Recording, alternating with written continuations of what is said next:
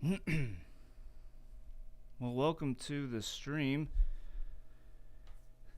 I think I've finally figured out the audio. I think. We'll see. Apparently the stereo out on the mix pre doesn't sound very good.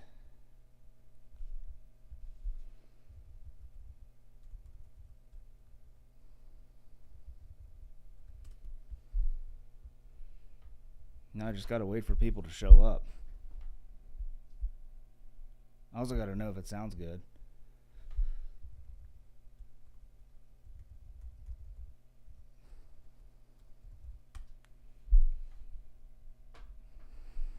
Alright. 2 people here. Hello to the 2 of you. This has been a pretty interesting little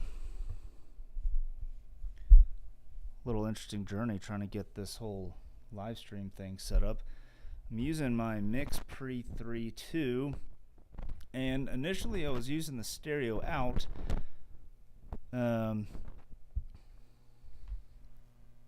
From it, and it didn't really sound good, so I don't really know what's going on. So I think it sounds okay now. Just maybe drop a comment in the chat or something so I know how it sounds, if you can hear me at all. And yeah.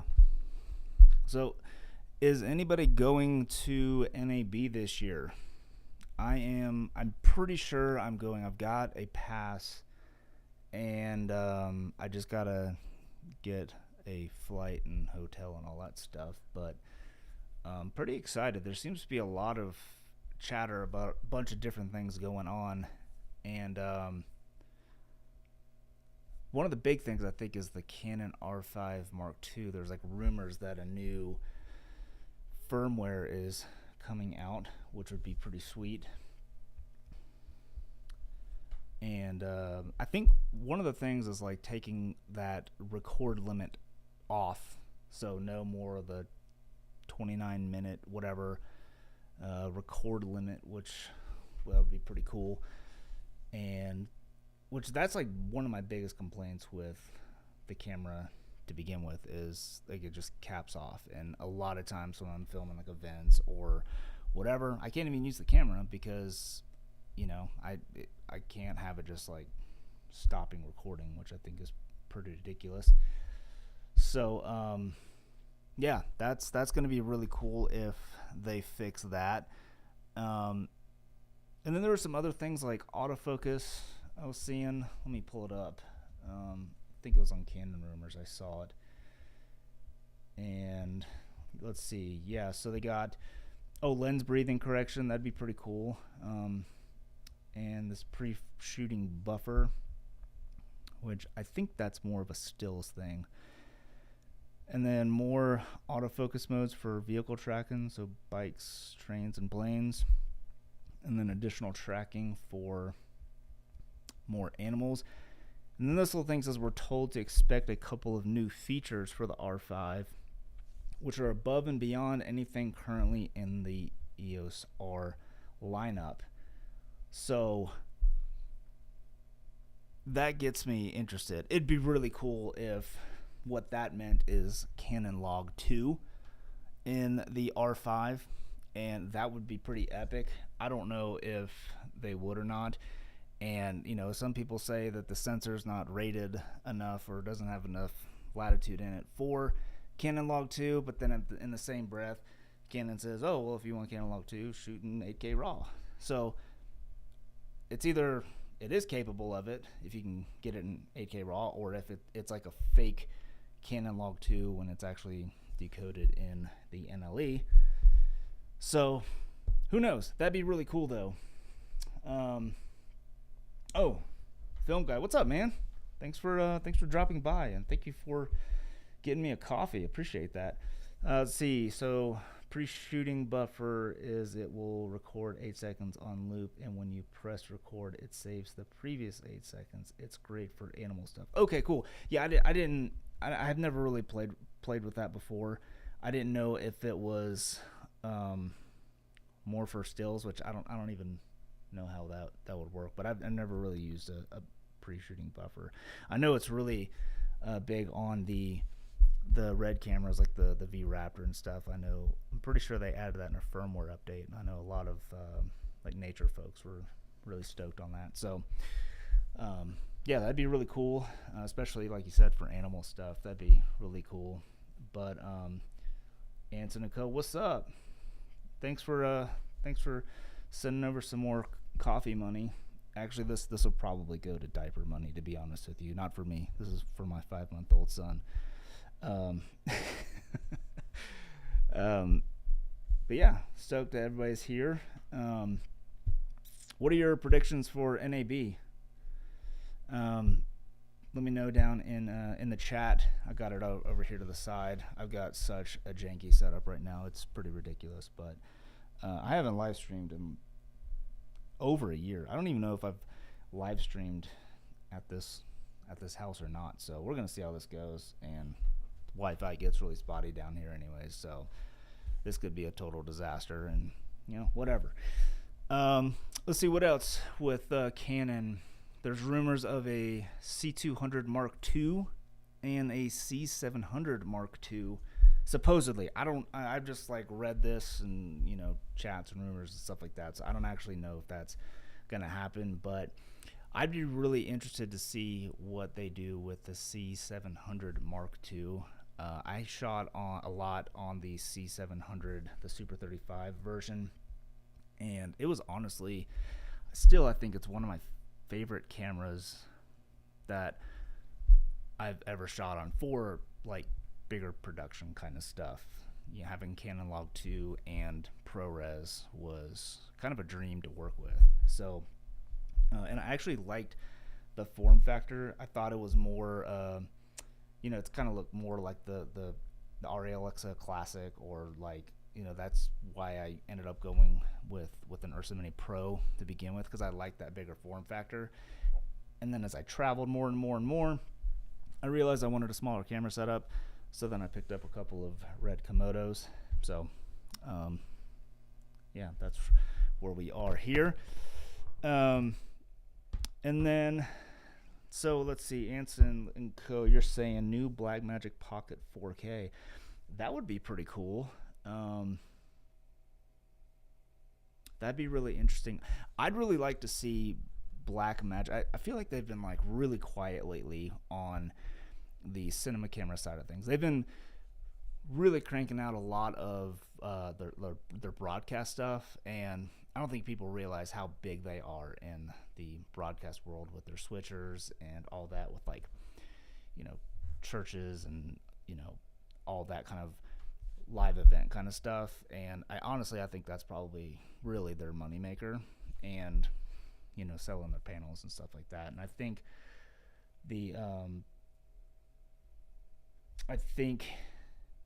they are going to come out with something on the cinema camera side of things soon. I don't have any insider info, but that would be really cool. I'm always really excited to see what they come out with. I think it'd be really cool if they took the 12K sensor that they have in their Ursa 12K and implemented it in a pocket cinema camera format.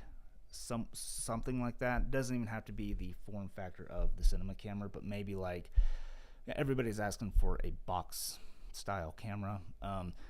There's like, it's kind of tough because like some people love the box format and some people absolutely hate it. So, but I think it'd be really cool if they got that 12K sensor in a smaller form factor, like a pocket camera or something like that. That would be really cool. And even if they capped it at like 8K or something like that, because I mean, the beauty of that 12K sensor isn't the fact that it is a 12K sensor. It's just as good as an 8K and 6K sensor. And I think that's what is really special about it. And the dynamic range on that sensor is amazing. And there's so many good things about that sensor. And it doesn't crop in when you go to 8K or 6K, which I think is pretty cool. So who knows what will happen. I think that would be a really interesting thing to interesting thing to watch. And if I do go to NAB this year, which I'm like 99% sure I'm going, I will make sure I beeline it to the Blackmagic booth, because they're like, I'm always like most excited about them and what Aperture has up their sleeve for NAB. So, okay, so Blackmagic are going to find new ways to use that 12K sensor. They probably have 500,000 of them sitting around. Yeah, that I think when they dropped the price of the Ursa 12K, I think they probably recouped their R&D cost on that, and that would be really cool if they were able to utilize that sensor in different form factor cameras. That'd be really cool. Let's see. So I think Sony's gonna drop a Super 35 version of the FX9. That'd be pretty cool. Yeah, that would be really interesting. The or even like the FX6. That would be really interesting. I wonder where that would fit in their current lineup, because they don't really have a.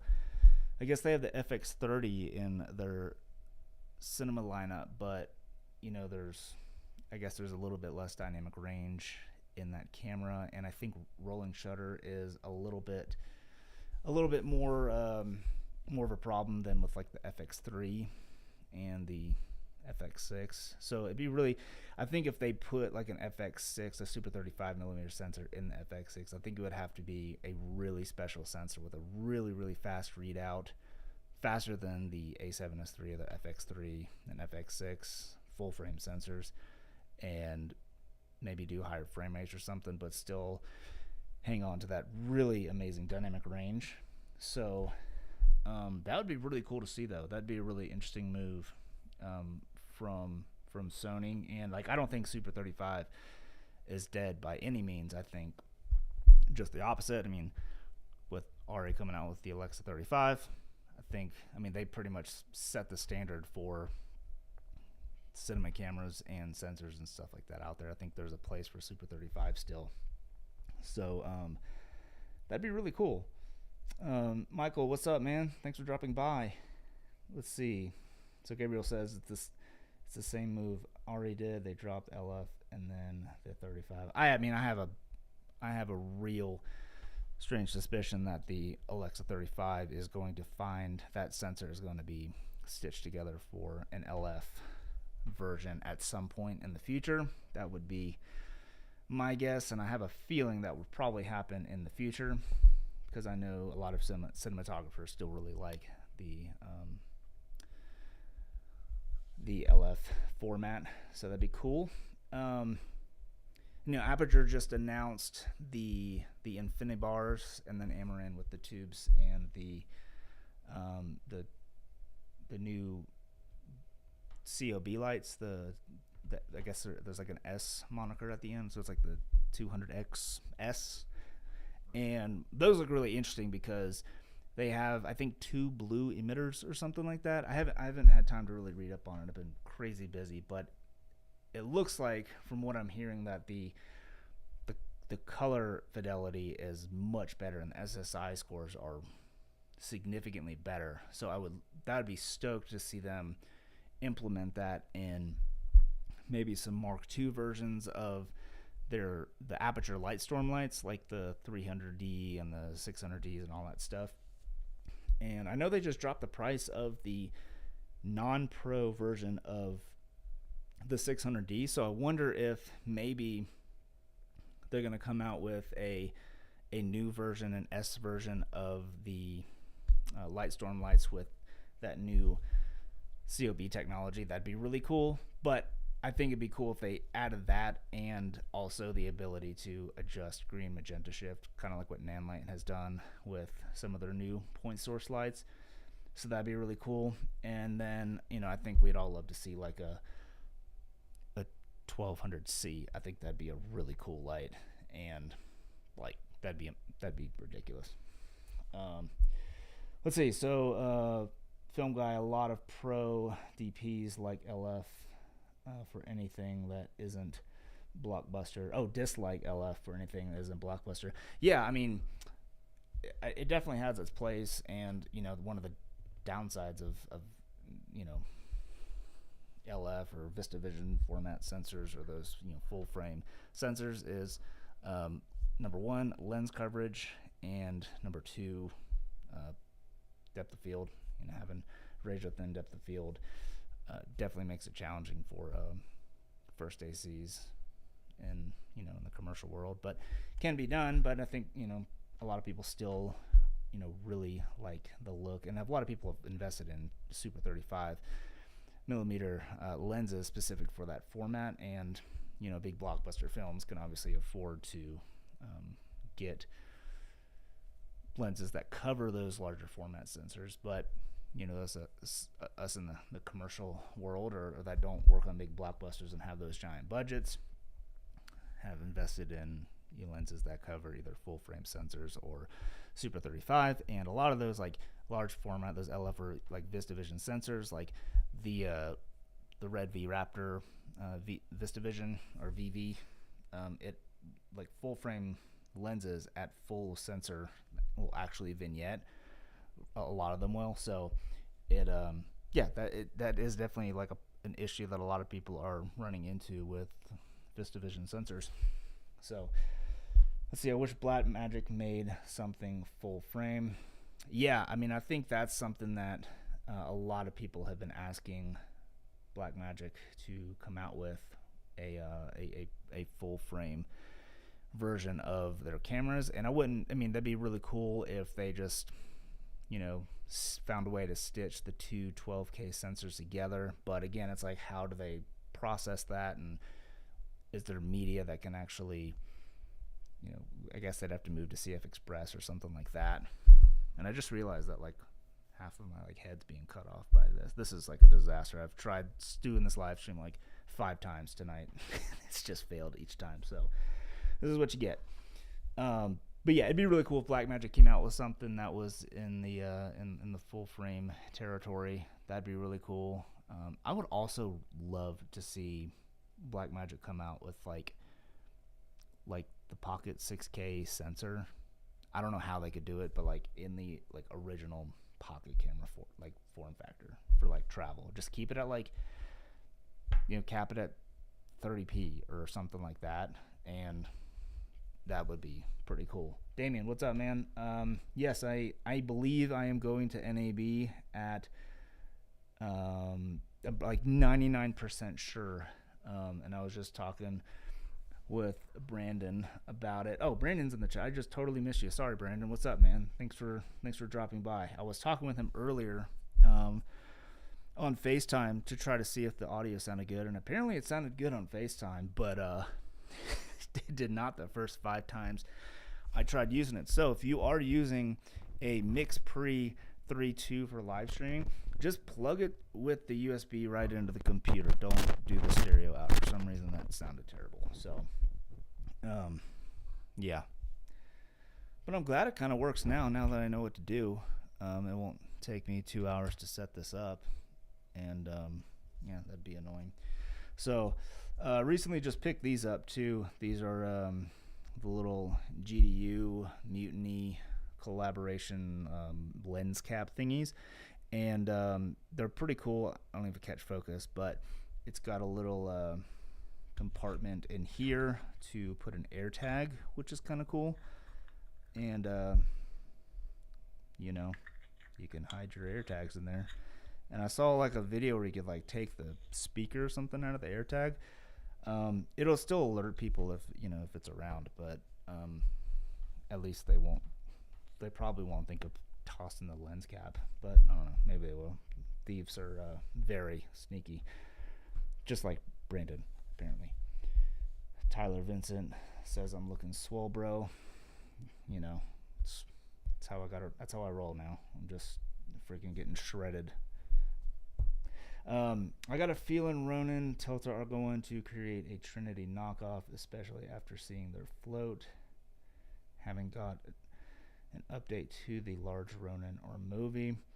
Yeah, that'd be interesting. I'm kind of weary with Tilta electronic stuff. I know a lot of people have good experiences, but I've also read so many horror stories of Tilta frying whatever device it was, whether it's a camera or a gimbal or whatever. And I don't know. I feel like I don't have a lot of confidence in Tilta's electronics. Their cages and stuff are awesome. They look really cool, but I'm not super confident yet in the electronics with Tilta. I don't know what's going on there, but that'd be cool if they came up with something like a Trinity knockoff. That'd be really sweet. Let's see. Blackmagic, please surprise us with a box cinema camera. Yeah, I think a lot of people are interested and would be really excited for a box style camera. I think some people are obviously, there's going to be haters no matter what. Blackmagic design is they put a lot of thought into their camera designs. It's not like they just come out with a design and we're like, yeah, we'll just put this out there or whatever. They won a lot of awards on that. Is like the Ursa won a ton of design awards, and it's a really good design camera. And honestly, like, it pretty much is a box style camera if you think about it. Like, once you fully rig out a box style camera, I don't know if I don't have my Komodos out right now, but once you rig them out, it pretty much turns into the form factor of the Ursa. They just put all the stuff in there, and you just put a battery plate on, and you're good to go. And then you have a screen that you can pull out to go through the menus if you want. But I know a lot of people would like to see a box style camera. The only thing that I hope, if they come out with a box style camera, is they come out with a new video assist with cableless connections, kind of like the DSMC2 cameras from Red. I don't know why they went away from that cableless design, why Red did that, but like, I would love to see a box style camera with the Blackmagic video assist with like the pogo pin attachments like you have on top of even like the Komodo and stuff. It'd be really cool if Blackmagic did something like that, but I don't know. I don't know if that could happen or not. And the fact that Red like didn't do that on their new cameras just kind of baffles me, honestly. Like, that was like my favorite thing about DSMC2 cameras, was the fact that there was no cables. Tyler Vincent said pocket camera SDI Pro. That would be really cool. And honestly, like, that was one of the things that I mentioned on my Pocket 6K Pro, like my original review, was why they didn't put SDI on there. And I almost would have rather have either not had a second XLR port, or them just ditch the HDMI port altogether and just use an SDI connection. That would have been way more ideal than just having HDMI. I'm not a huge fan of HDMI to begin with, but also hopefully they don't put 12G SDI in their cameras, because we all know that went with Red. So let's see, Brandon says, I agree, a wireless monitor. So I agree, I want a wireless solution with my box camera. Yeah, Brandon, I totally agree. Like, I held out hope. Red like never promised it or anything. I just kind of held out hope that they would come out with something for the Komodo, but I don't even think it's possible to, like, I don't think those pins can send enough power to power a monitor or something. Jared mentioned it on one of Scott's live streams, and I can't remember what the reasoning was, but all it was it's not going to happen. So, yeah. Damien says, never understood that either with Red. Yeah, it's kind of a bummer. That's like probably my biggest complaint with the Komodo. That's like the one thing I wish that they could have fixed. Josh, thanks for dropping by, man. Thanks for hanging out for a bit. And I texted him earlier to see if he could FaceTime me too, and he was cooking dinner, but I realized he's 2 hours ahead of me time-wise. So thanks for dropping by. Brandon says, yeah, Red could do so many cool things with those pogos. Yeah, it'd be really cool if they did something, but I don't know if there's enough power to do it. And like, I remember Jared saying on one of Scott's live streams that, like, or maybe it was like in one of the user groups or something, that like the memory on the Komodo is like pretty much full, so it's like hard to squeeze any new like firmware things or something. So who knows? Oh, good. Yeah, good point, Tyler. So Tyler said also Canon dropped prices on all the cinema lines, so we'll see stuff from them. I don't think they dropped the price of the C70. I think it was just the C300 and C500, which is epic. That would be, I mean, that'd be cool if the C70 did a price drop, but those new prices are pretty epic. I'd be pretty bummed if I bought a C500 like 3 or 4 months ago. That'd be a huge bummer. But, you know, whatever. If you bought it 3 or 4 months ago and you're making money with it, you should also... Oh, C70 did drop in Germany, so maybe it did drop. That's pretty cool. I haven't really kept up with the prices on those cameras because if I do, I get way too tempted to purchase cameras, and I've got way too many cameras to begin with. So, I'm not doing it. Let's see. Yeah, new Komodo with more functionality would be rad. Yeah, I mean... There was a rumor like a Komodo XL would be coming out, so maybe they could do something with the Komodo XL firmware. Maybe that is on the horizon. Who knows? Say a full frame Komodo with global shutter would steal the show. Yeah, that'd be pretty sick to have a full frame Komodo with. Yeah, I mean that'd be epic. But that's like. I mean, that's pretty much the V Raptor if you think about it. Like the sensor readout on the V Raptor, and I think Jared even like talked about this too. Like the sensor readout on the V Raptor is so fast that it's like there's very few scenarios where the global shutter on the Komodo would make a difference with as opposed to the V Raptor. So yeah, I don't know that they would even, you know, what if they would come out with a full frame Komodo, but Komodo XL is called V Raptor. Yeah, I mean that's it. Kind of is, but I feel like I saw like a rumor or somebody mentioned like a Komodo XL might be coming out. So who knows? I mean, they're definitely different cameras, different sensors. The V Raptor Super 35 is an 8K sensor with different frame rate options and stuff. So who knows?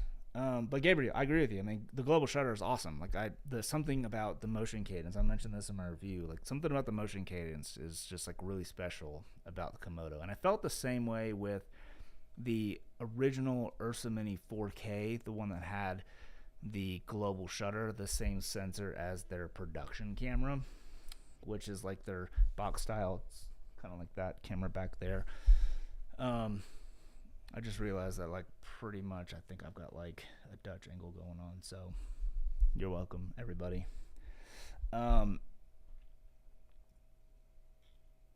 So yeah, I don't even know where I was. I'm just reading the comments. So let's go on. What would be above the V Raptor VV? Well, I think that would be like the Raptor XL, I guess, right? And not like their fully kitted out one. Isn't that what it is? Yeah, Brandon said Jared insinuated there could be one in the works on Scott's live stream. So who knows? I don't have any of the insider info. I'm just trying to spit off like what I remember seeing or reading somewhere, and that's like really dangerous to do. That's how rumors get started. But speaking of rumors, if you didn't catch the first part of this live stream, I talked about a possible a rumor of a new R5 firmware update, and I'm not the first to report on this. In fact, I'm probably the last to report on this, but apparently a new firmware is coming for the R5. We don't know when. Ideally, we would like for it to come out like by NAB, which would be sick. And they're saying lens breathing correction, pre-shooting buffer, removal of the 30 minutes record limit, vehicle tracking autofocus mode, additional tracking for more animals, And the vehicle autofocus tracking mode being like bikes, trains, and planes. So, and whatever else. And then said, this is really cool. So this is, we're also told to expect a couple of new features for the R5, which are above and beyond anything currently in the EOS R lineup. Which would be epic if that was C-Log 2. That'd be so sick. Like that it'd be epic. Like that's like, that would make it the perfect camera. And then maybe in the R5 Mark II, they could like update the hardware and all that stuff to be able to have non-line skipped 4K 120 and 4K 60. But if they could put C-Log 2 in the R5 via firmware, that would be pretty ridiculous. And then hopefully they would give us stuff like false color, like they've put in the R6 Mark II, and I think whatever their other newer cameras are, mirrorless cameras, I think they put false color in there. Maybe the R8, is that what it is? But that'd be super cool if they put that in there. So false color and C-Log 2, they would sell a lot of, not like they need just, I mean, they don't need my info on it, but if you're listening, Canon, please give us C-Log 2. Damien says the R5C has false color, not C-Log 2. Yeah, so hopefully we can get false color. That'd be really cool, and hopefully it's like they could implement it better to where you don't have to like go into the settings. And I remember watching one of Josh's videos on like how to actually turn false color on, which seemed like a really ridiculous process. Like I feel like you should just like use a customized button, and if you click it, it disables whatever else needs to be disabled to turn false color on, and then boom, there you go. But that'd be really cool. So false color would be sweet. C-Log 2 would definitely be the best part of an update if that was possible. Now, I mentioned this earlier, but, people say, oh, well, the R5 sensor isn't, capable of the dynamic range of C-Log 2. And if that's the case, then cool. But Canon says that, but then they also say in the same breath, this was like when the R5C came out, in the same breath, they're like, oh, well, if you want C-Log 2, just record in 8K RAW. And then you get C-Log 2 in post. So if you can get C-Log 2 in post with RAW, either the sensor actually is capable of it, or the way it's debayered, you're actually getting just the C-Log 3 gamma and not actually a C-Log 2 gamma. So if it is the flip side where you can actually get C-Log 2 in RAW, which by my testing it looks like you can, then the sensor should be capable of it. Or maybe they're going to come out with like something new, like I heard a Canon Log 4 possibly, but that might be with a C700 Mark II that's rumored to come out with some other wider dynamic range or something. Who knows? I don't make cameras, so us camera nerds just ask for everything under the moon, thinking it's a really easy firmware update, and I'm sure it's very difficult to do that, so whatever. So Josh says, yeah, you need to turn off the view assist, zebras, and peaking to use false color on the R6 Mark II, which is ridiculous. Like, I don't, like, why do you even, well, first of all, like, yeah, I get you need to turn zebras off. Like, if you had false color, like, I would never use zebras ever.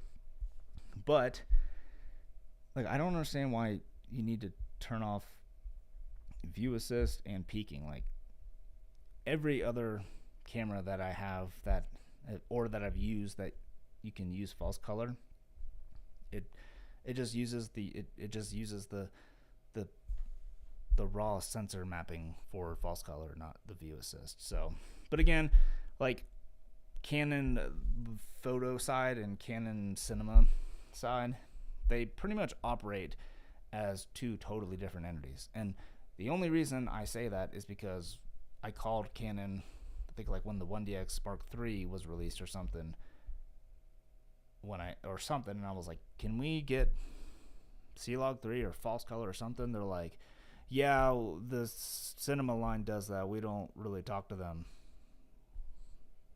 which was kind of funny. So anyways,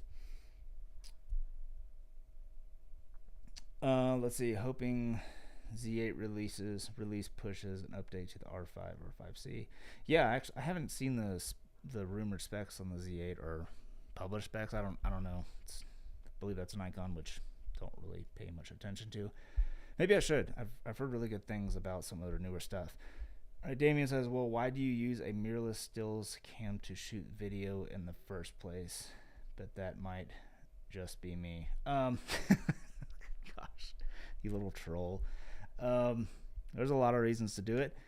You know, for me, like if I'm going on a shoot, or like, you know, if I'm getting like climbing footage and I'm jugging up a route or something like that, and you know, filming someone's project or whatever, and I need to snap a few stills, I want to carry as little camera equipment as I can up there with me, because things get heavy and they can get really uncomfortable being tethered to an anchor. So I would much rather have just one camera with me that could take stills and photos. Or if I'm like going way back in the backcountry, I'd rather just have like my R5 with me and a bunch of batteries and a couple lenses, as opposed to having like 2 or 3 different cameras. So